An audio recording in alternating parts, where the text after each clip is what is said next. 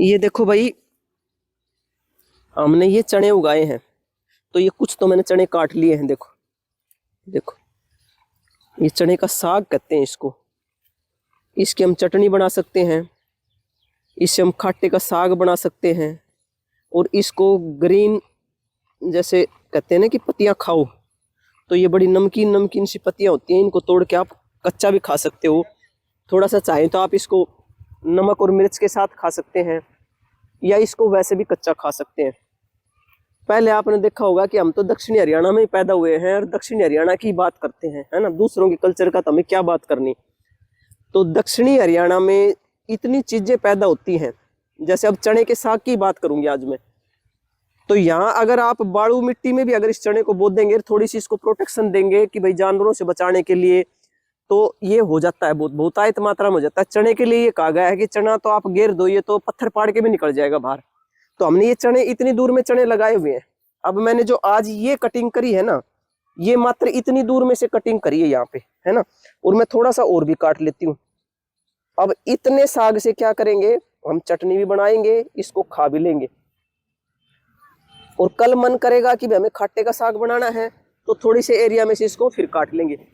अब जब ये पूरा हम काट लेंगे ना, धीरे धीरे रोज थोड़ा थोड़ा काटेंगे, तो जो ये वाला काटा है ना आज, ये धीरे धीरे फिर दोबारा से फूट जाएगा, तो ये फिर दोबारा तैयार हो जाएगा।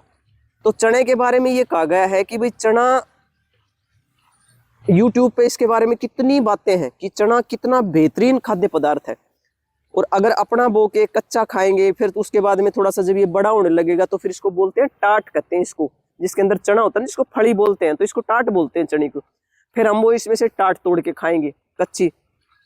और कच्चा जब छोलिया निकलेगा तो उसकी हम सब्जी भी बना सकते हैं। और फिर जब ये पक जाएगा, उसके बाद में हम इसके ओले बनाएंगे। ओले यानी कि जब हम इसमें लकड़ियां रख के और इसको सारे को उखाड़ के और उसके ऊपर इसको आग में भून लेंगे, तो ये होड़े बन जाएंगे। तो दूसरी जो एक मेन बात है वो ये है कि हमने इतनी दूर में जो चना लगाया है ना, ये तो हमने एक बारी में लगा दिया, तो अब ये तैयार हो गया। अब जो दूसरा चना है ना, दूसरी जगह हमने इधर भी लगा दिया। ये बिल्कुल उस साइड में देखो, छोटा छोटा सा है ना ये। जब इसका साग खत्म हो जाएगा और जब इसमें जब फलियां आ जाएंगी यानी टाट आ जाएंगी, तो फिर वो हमें तोड़ने के लिए उधर से तैयार हो जाएगा, फिर हम उधर से तैयार कर लेंगे। और ऐसे ही एक क्यारी हमने चने की परली तरफ भी उगाई हुई है।